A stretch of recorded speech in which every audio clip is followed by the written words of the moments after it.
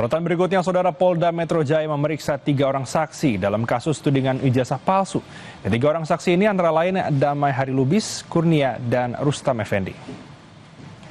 Polda Metro Jaya memeriksa 3 anggota tim pembela ulama dan aktivis yang diduga melakukan pencemaran nama baik di kasus ijazah Jokowi, yaitu Damai Hari Lubis, Kurnia, dan Rustam Effendi. Pemeriksaan sendiri dilaksanakan mulai pukul 9 pagi di Direktorat Kriminal Umum Polda Metro Jaya. Penyidik melakukan pendalaman dan mempelajari keterangan dari saksi tersebut.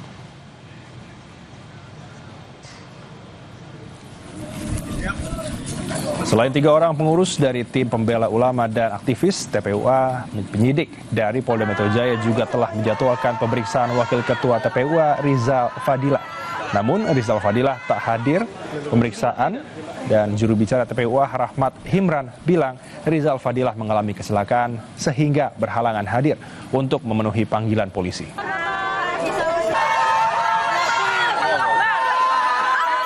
Tapi yang hadir pada hari ini memenuhi panggilan hanya 3 orang dari TPUA sendiri, yaitu Rustam Effendi, Damai Hari Lubis, dan Ibu Kurnia. Dikarenakan Bapak Rizal Fadilah pasca memberikan keterangan di Mabes Polri 2 hari kemarin, itu pulang ke Bandung ditabrak oleh motor ya. Jadi kecelakaan, dan hari ini beliau masih dalam keadaan sakit dan tidak bisa memenuhi panggilan di Polda Metro Jaya pada siang hari ini.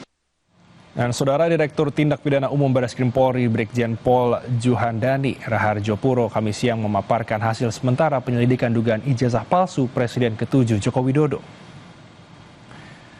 Polisi sudah melakukan perbandingan dengan ijazah-ijazah dari sejumlah teman sekolah dan kuliah Jokowi berdasarkan aduan dari tim pembela ulama dan aktivis yang beberapa waktu lalu mendatangi UGM dan kediaman Jokowi.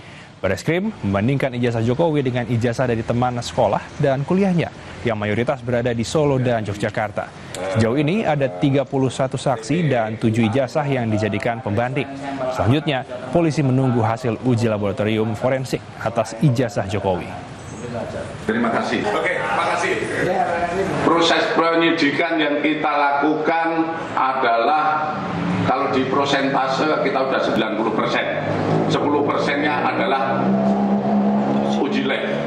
Kalau uji lab ini ternyata tidak identik, yang 90% gugur.